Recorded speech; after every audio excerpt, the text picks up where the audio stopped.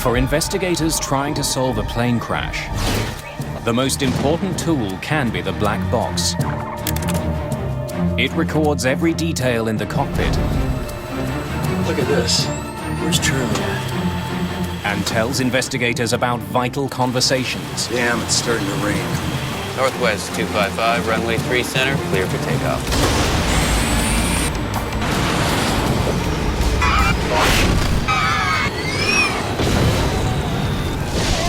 But in the crash of Northwest Airlines Flight 255, I have never been to an accident of that scale. it wasn't what investigators heard on the tape. TCI was on set. It was what they didn't hear It was checked. that would lead to an astonishing conclusion.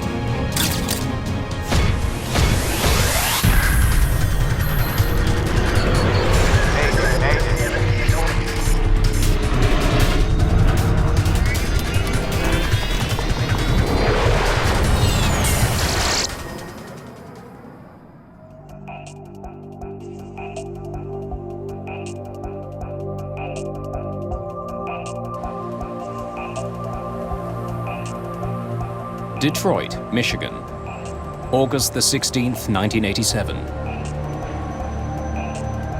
It's 8 p.m. and the city is sweltering. 25 kilometers from downtown, Detroit Metropolitan Airport is one of the busiest airports in the United States. More than 1,100 airplanes use its 4 runways each day. Today, one of those is Northwest Airlines Flight 255, bound for Phoenix, Arizona. Captain John Mouse is in command. A Las Vegas native, 57-year-old Mouse is a veteran pilot. His first officer is 35-year-old David Dodds of Galena, Illinois. Why don't you tell them we're ready to go? Both have years of experience on this type of aircraft.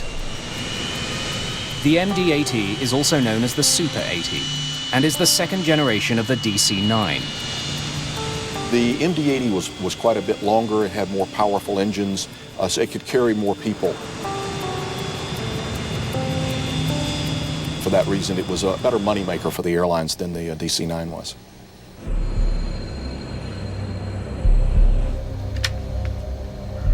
Look at this. The sky between Detroit and Phoenix is filled with storms. Several are moving quickly towards the airport. There's a line here. For the crew, it's been a long day. They're about 25 miles wide. Well, if we get out of here pretty quick, we won't have a delay. They've already flown from Minneapolis, Minnesota, to Saginaw, Michigan, and then Detroit. Phoenix is their next stop on the way to Santa Ana, California. If we wait till after the storm's here, there'll be delays going over Waterville. If they're delayed by weather, they may not make their final destination.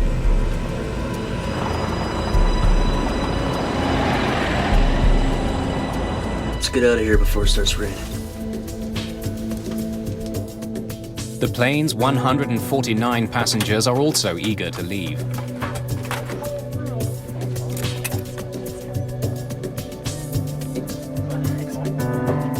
Paula Sheehan and her family have been visiting relatives.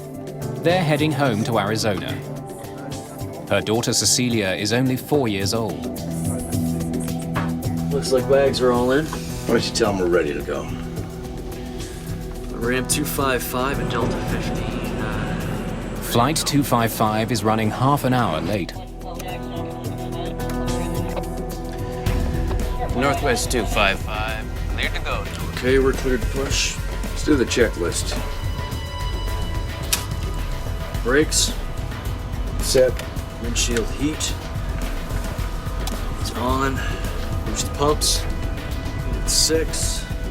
Cabin pressure controller, checked. Auxiliary hydraulic pumps and pressure, on and checked. Yeah. It's starting to rain. To beat the storms, they need to leave immediately. Sign beacons. Go on. Before start checklist is complete.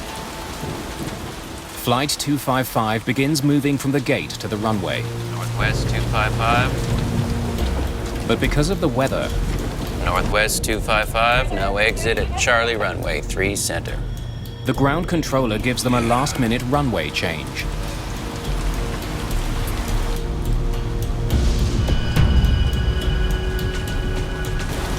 Okay, out to Charlie for 3 center, Northwest 255. Charlie for 3 center, right. Okay. Ladies and gentlemen, we're currently number 1 for departure. We should be rolling in a couple minutes. Let attendants be seated, thank you.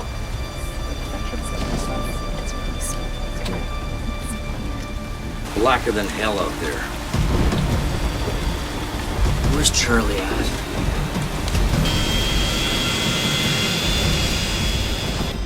By the time they get to the new runway, they're 45 minutes behind schedule. Northwest 255, runway 3 center, clear for takeoff. Within 17 seconds, 65,000 kilograms of passengers and aircraft hurtle down runway 3C. But moments before liftoff, Mouse discovers he can't engage the autothrottle. Let's stay on. TCI's on set. His computer isn't in takeoff mode. They're on now. Okay.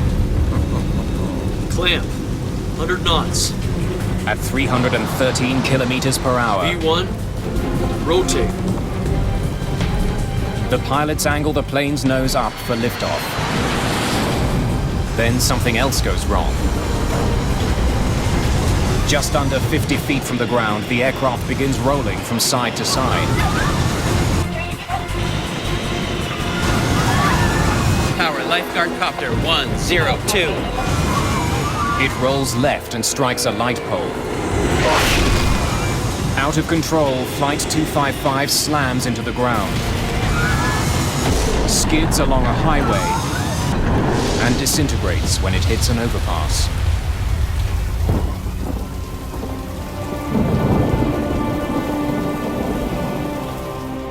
I prayed that everybody made it, but I thought it was just a small plane because it happened so quickly. I didn't know it was a bigger plane, and it was just awful. Saw the plane come through the viaducts, a big fireball. Well, we got dispatch. It was a rainy Sunday night. And then he said there was an airliner down, and our mood kind of just changed. And the one guy looked at me, Dan, and said, well, I hope it's a small one.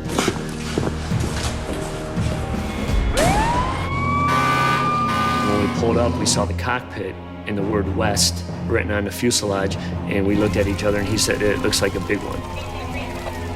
There's a trail of scorched bodies and debris more than a kilometer long. Just minutes after impact, paramedic Tim Schroeder is on the scene looking for survivors. I have never been to an accident of that scale. We were struck by the magnitude of what we were seeing, the large scale of it. It was almost overwhelming. From the little that's left of Flight 255, it is unlikely they'll find anyone alive. And I buddied up with Dan, and we both started entering the wreckage. It was probably a minute went by, and Dan actually heard a noise. He asked me a couple times, do I hear anything? And I said no. And then finally I heard it, and it was more like a faint cry. When I turned my head to the right, I saw an arm underneath the seat. 1, 2, 3, lift!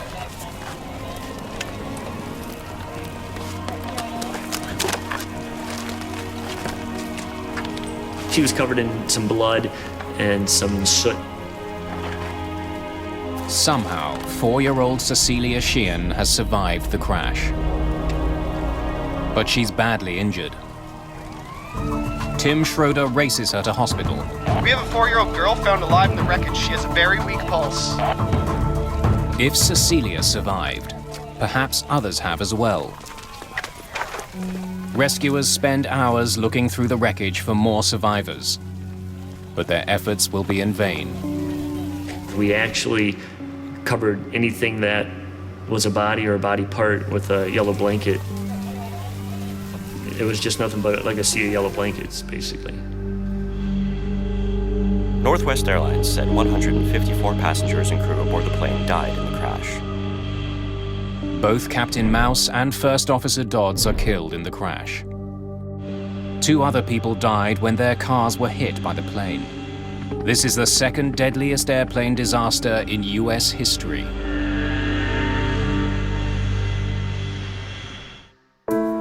Recovering in hospital with serious head wounds is Flight 255's lone survivor, 4-year-old Cecilia Sheehan. Despite her injuries, doctors say she will live. Maybe God was on her side that night.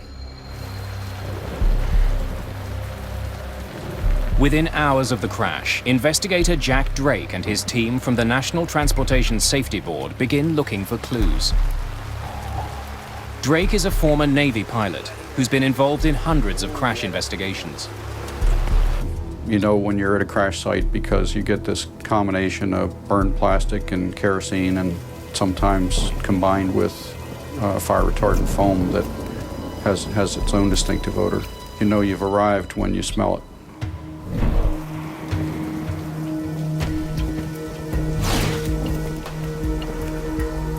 Drake and his team treat the crash site like a crime scene.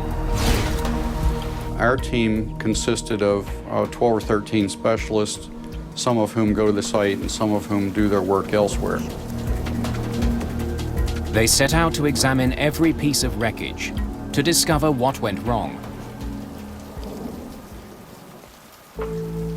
They have responsibilities for looking at different parts of the wreckage debris and do qualitative analysis of those parts.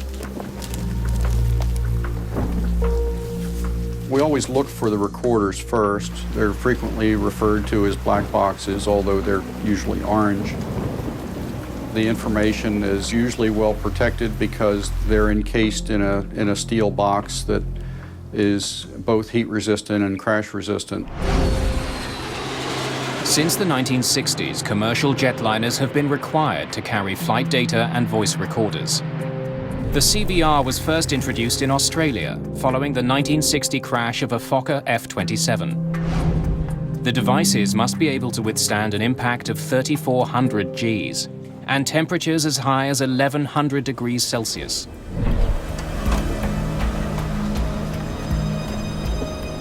The cockpit voice recorder is intact, but the flight data recorder suffered some damage in the crash. They may hold the only clues that can help solve this accident. Both recorders are sent to the NTSB lab in Washington, D.C.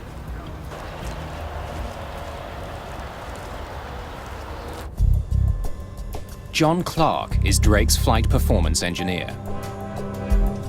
His first task is to make a map of the debris left behind by Flight 255.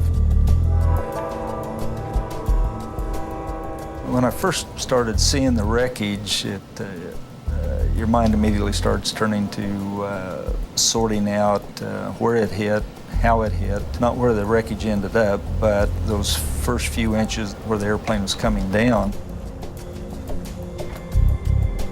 Clark looks for ground scars and other impact marks, and interviews witnesses to piece together where the plane fell and how.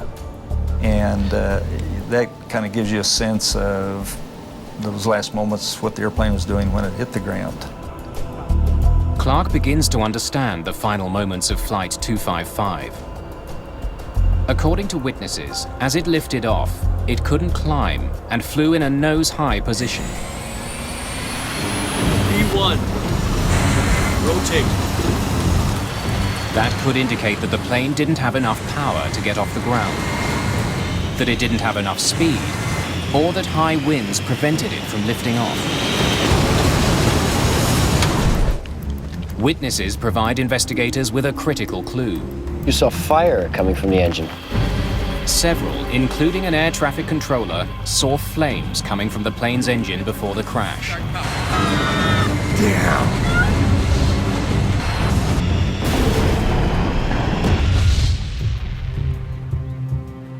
The engines become the first focus of this investigation.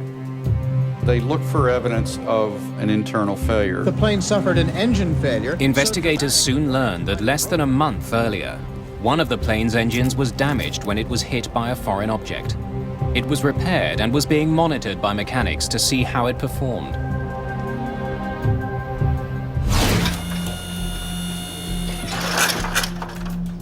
The team studies the remains of the engine for clues that it had either caught fire or shut down on takeoff.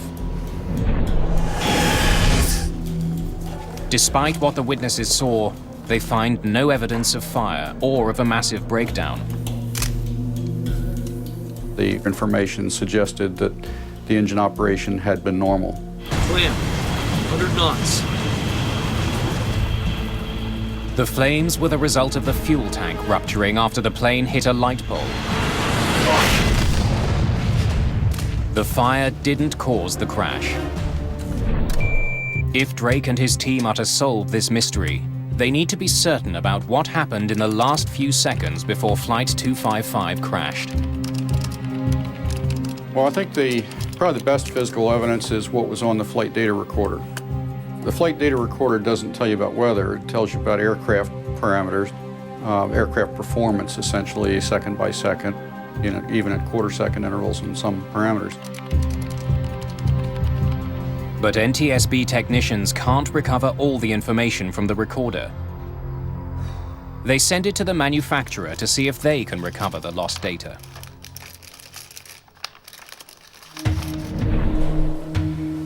While he waits for news about the flight data recorder, Jack Drake looks more closely at the weather on the night of the crash.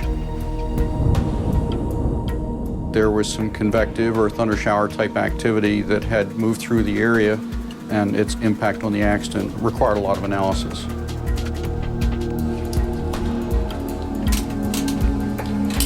Drake wonders how the storm affected Flight 255.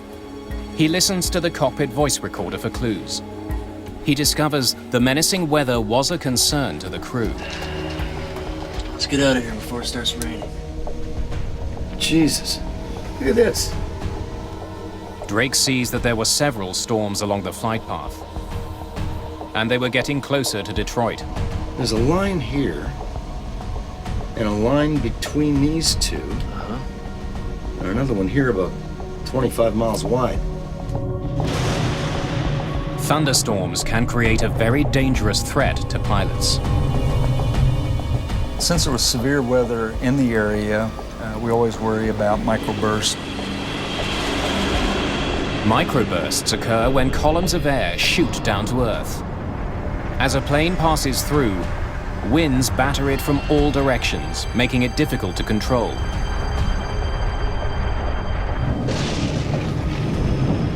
In a microburst condition, you can get very shifting winds and also vertical winds that try to push the airplane into the ground. So you can get loss of airspeed, a very rapid rise in airspeed, and then also actually push the airplane toward the ground. And it requires very aggressive flying on the part of the flight crew. This unusual weather condition had killed before. In 1985, a microburst brought down a Delta Airlines flight in Dallas, killing 137 people.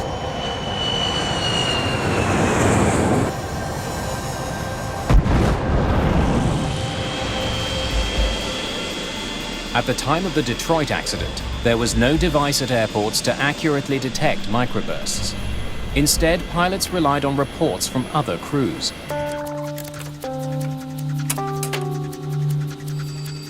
Jack Drake discovers that 27 minutes before liftoff, Captain Mouse and First Officer Dodds received such a warning.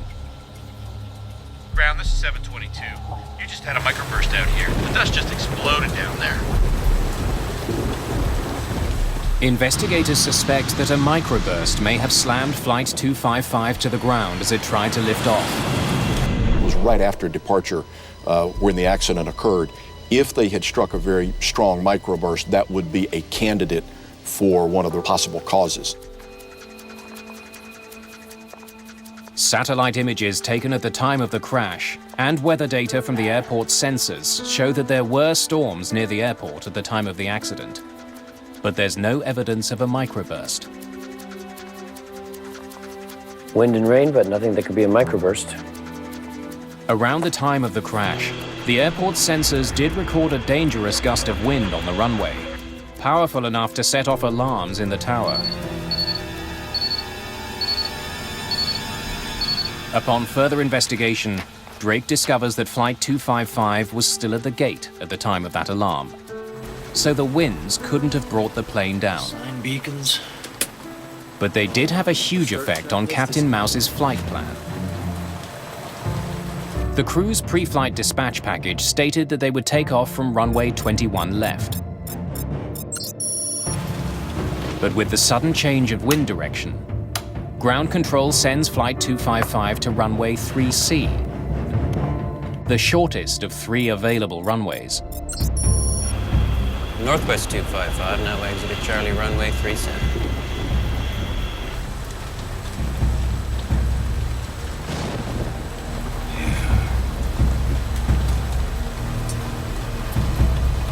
Okay, out to Charlie for 3 center, Northwest 255. Charlie for 3 center right. Okay. Controllers try to have planes take off into the wind. The additional wind flowing over a plane's wings gives it more lift and helps it get off the ground.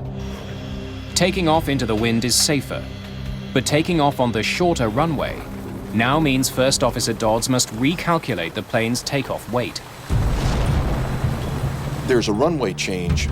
You have to determine if the weight of the aircraft will permit it to accelerate and climb out safely. And this varies depending on the length of the runway, temperature, altitude of the airport. Perhaps First Officer Dodds made a mistake in his calculation. 44.4. How can we be that light for a full airplane? If he did, it could explain why the MD-80 wasn't able to make it off the ground. Runway 3C simply wasn't long enough.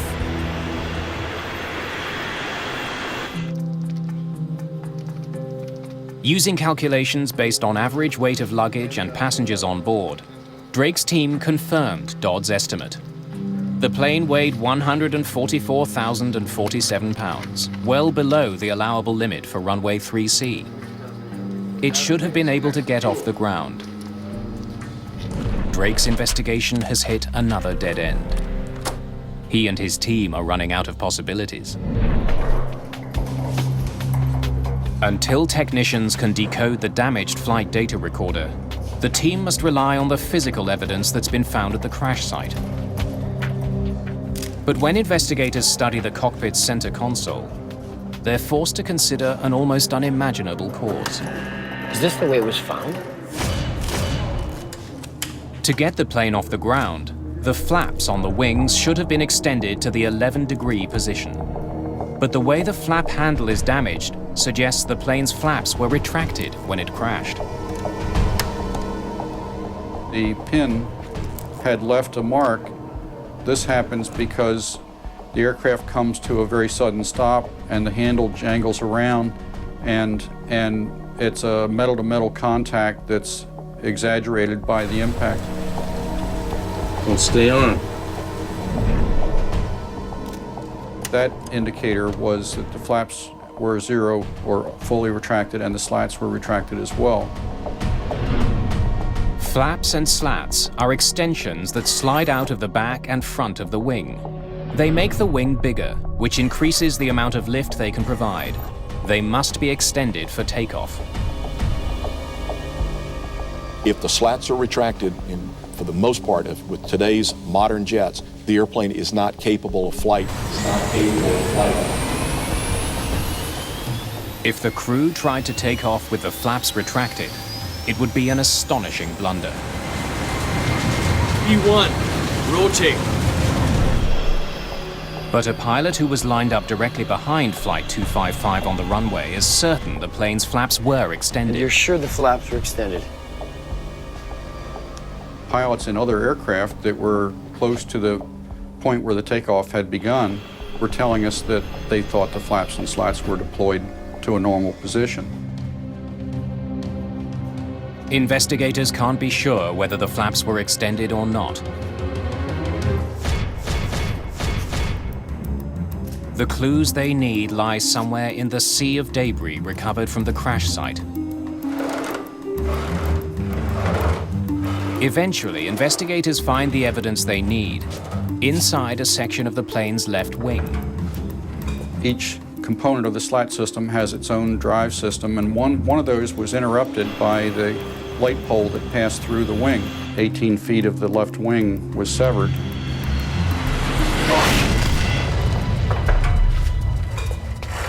The cable controlling the slats was sliced in two when the wing hit the light pole.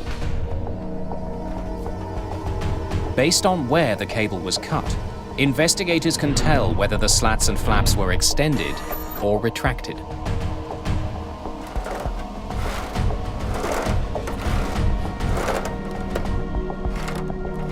It severed two cables, and if you lined up those two severed ends, it corresponded with the slats being in the full retracted position. It looks increasingly likely that the crew never extended their flaps. Only the damaged flight data recorder can verify this.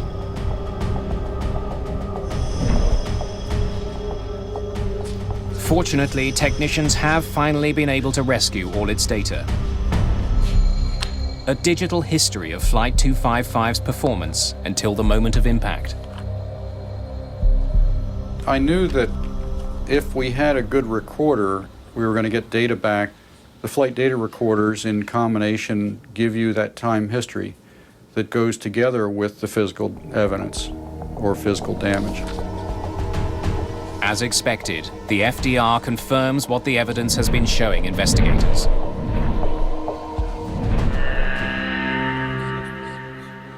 Flight data recorders told us that the flaps and slats had not been extended. It's a major breakthrough. Drake now knows what brought down Flight 255. But the flight data recorder doesn't answer a more troubling question. So, why weren't the flaps deployed? For some reason, a seasoned crew forgot one of the most basic steps involved in getting an airplane off the ground. Switch the colors. 2 months after the crash, Northwest Airlines Flight 255's sole survivor, Cecilia Sheehan, is released from hospital. We can't be sure why the little girl survived.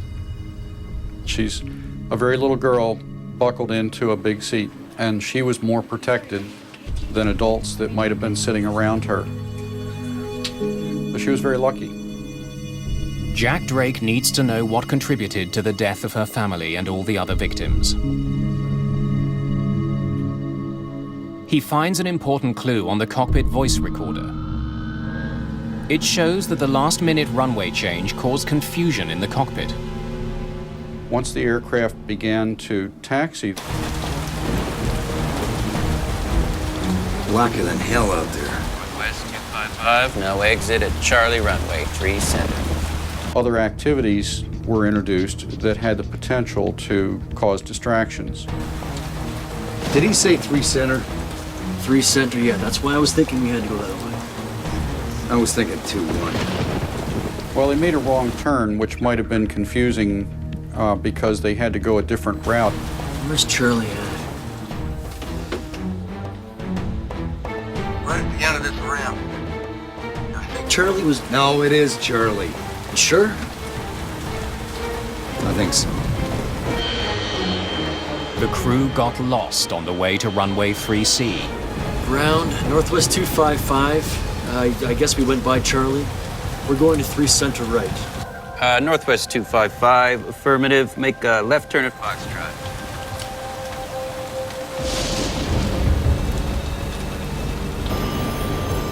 They finally got to the runway 45 minutes late.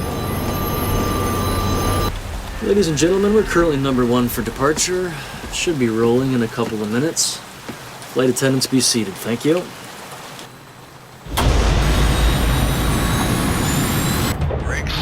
But Jack Drake finds something missing on the CVR. It seems the crew overlooked a very important step. We're okay for the center runway, aren't we? Before they got lost, the crew of Flight 255 performed a number of checklists, but possibly due to the confusion of the runway change, they seem to have completely neglected the taxi checklist. They apparently didn't consider the checklist, and key in the checklist is the configuration of the aircraft for departure, and the flight data recorder showed that was never done. There are hundreds of small steps for a crew to take to get a passenger jet off the ground. Most of them are covered by checklists.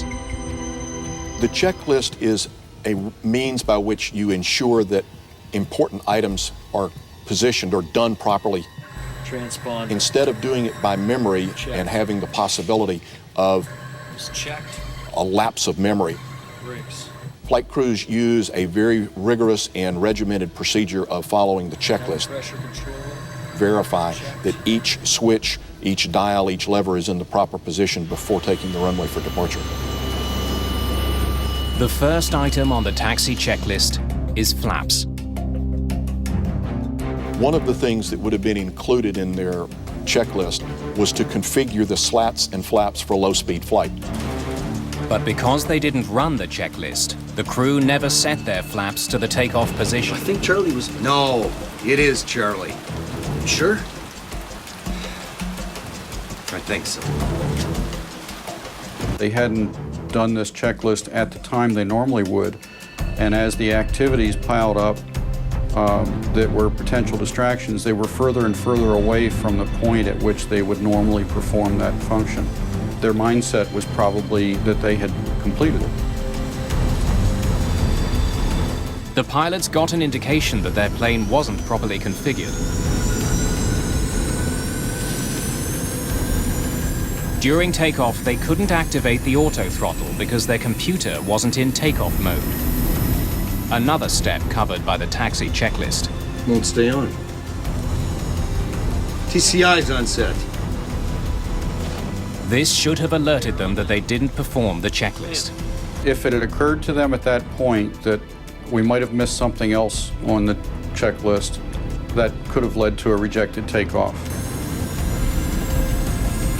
They're on now. 100 knots. Okay. Apparently that didn't happen, and so the takeoff was continued. With disastrous results.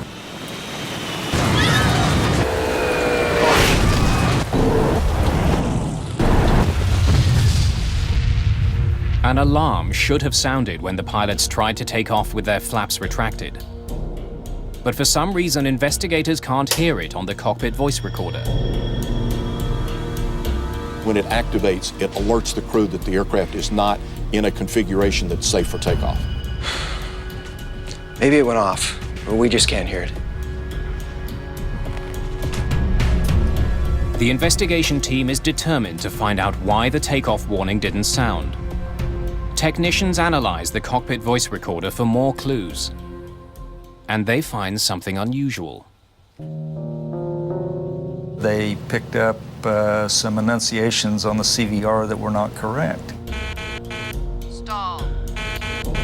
Stall. This warning is alerting the crew that the plane is about to stall. But it should be coming from 2 speakers in the cockpit. Stall. Technicians notice it's only coming from 1. Stall. Stall. As the airplane lifted off, there was a stall warning, and it has a typical characteristic of a sound like stall all, because there are 2 enunciations, and the purpose of that is to provide redundancy. But that redundancy wasn't there. We had a single stall.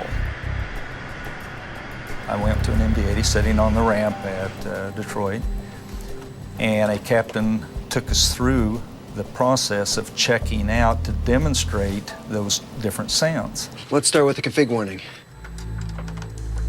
The takeoff configuration warning is what would have alerted them about the flaps and slats. Flaps. Slats.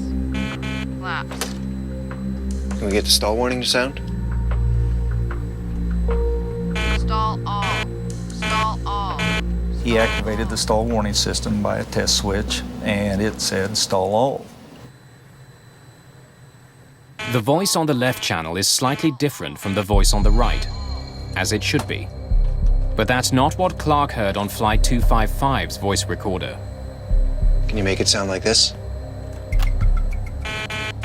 Stall. Stall. To get a singular stall, he had to pull power to one side or the other. And one way he demonstrated that is he pulled the P40 circuit breaker.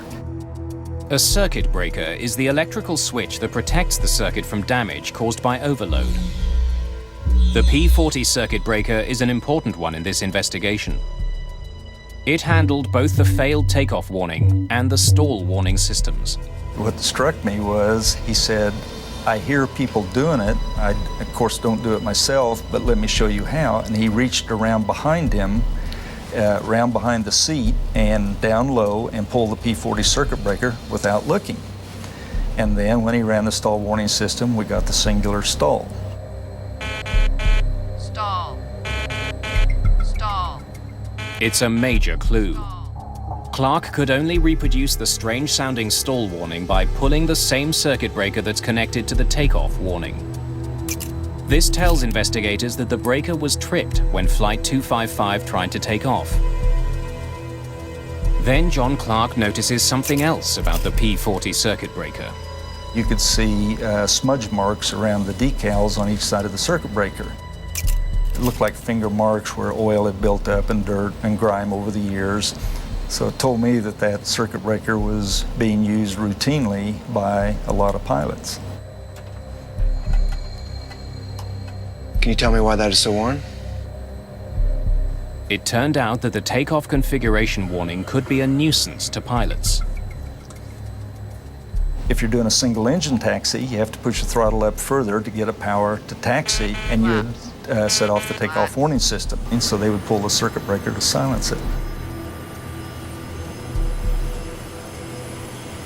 It's irritating.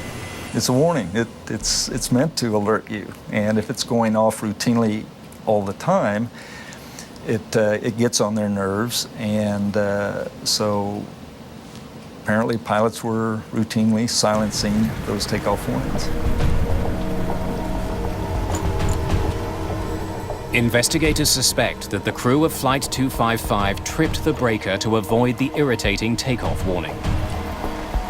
And then, with the added delay from the runway change and the impending storm, they proceeded to take off without doing the taxi checklist. That might explain why the alarm didn't sound when they tried to take off with their flaps retracted. We don't know if the pilot did pull that circuit breaker on that particular flight. There was certainly one error and the potential for two. I think that the extensive use of the circuit breaker because of the smudge marks around the circuit breaker and the pilot statements, I think it's highly likely that he did. It appears the downing of Flight 255 was caused by pilot error. Now investigators can accurately piece together what happened that night in Detroit. But it would take another shocking accident for the airline industry to learn its lesson.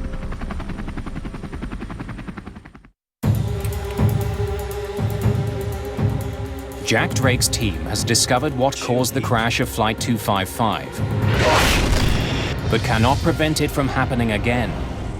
1 year later in Dallas, Delta Flight 1141 tried to take off without their flaps extended. The investigators who had been working on the Northwest crash are stunned. I was very frustrated to learn that another airline had done the same thing in a different aircraft type about a year later. The Delta crash would uncover potentially deadly flaws Before start checklist, battery. in the checklists commercial pilots are trained to follow. The Delta and Northwest crashes killed 170 people and had eerily similar causes.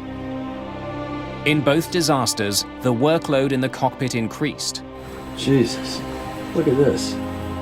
Northwest 255, now exited Charlie runway 3. If we get out of here pretty quick, we won't have a delay. Auto land. And in both, the pilots failed to perform vital elements of their checklists. It is very unusual for a crew to not perform a checklist. They have done it hundreds upon hundreds of times. Brakes, windshield heat is on, cabin pressure controller is checked. The normal procedures were a little bit out of the norm, and as a result, it got overlooked. To prevent this from happening again, aviation officials turned to a government agency that knows the importance of clear procedures. 4, 3, 2, 1. NASA. So they're in there, ready to go. All right. Jack Drake and his team wanted the US Space Agency to help create checklists that decrease the odds of items being skipped. Asaf Degani was a research scientist working with NASA. After the accident, he took on the project of improving a flight crew's pre-takeoff procedure. We looked for any research that was done on checklists or procedures in general, and in fact, we couldn't find anything. So Degani had to start from scratch. But there are dozens of different checklists to examine. Most of the ones on Flight 255 were printed on a single card. They listed the tasks the crew had to carry out, but didn't give them a way to keep track of what was and what wasn't done. At the time of the Northwest crash, there were several types of mechanical checklists in use. The US Air Force used a scrolling checklist. Once a checklist item is completed, the pilot scrolls to the next one. American Airlines used a system that allowed pilots to cover up completed items with a plastic slide, so only the non-completed items would be displayed. Asaf Degani set out to see firsthand how pilots were using checklists. He wanted to make it less likely for them to make mistakes. He sat in cockpits and observed 42 different crews in action. Degani concluded that many checklists were badly designed. There's a certain flow by which you go about checking things, and the idea is to prevent a case where you're doing one thing here, one thing there. A checklist should have a certain flow, which is a logical flow, and not one which is kind of random. Go, and they're ready, and they're going through there. Degani also found a much more serious problem with checklists. If pilots are interrupted, they sometimes forget where they left off. Transponder. Checked and on. And there's many cases where people would do A, B, C, D, E, an air traffic call would come, they'd have to respond to it, and that's an interrupt. Northwest 255, now exited Charlie runway 3 center.